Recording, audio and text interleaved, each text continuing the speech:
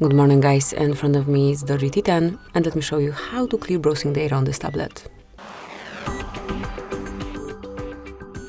First of all, open the browser that you are using and tap on more icon.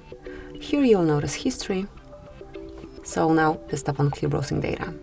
You will find basic and advanced options here, so just mark those data that you wish to remove. I want to perform a full cleanup, so I would like to mark everything. But obviously do it accordingly to your own needs, and then select the time range. So we can remove history from past hour, past 24 hours, 7 days, 4 weeks, or all time. And I would like to pick all time, click on clear data then, and select clear. And that's it. As you can see, it has been removed, so this is how you can clear browsing data. Thank you for watching. Please subscribe our channel and leave the thumbs up.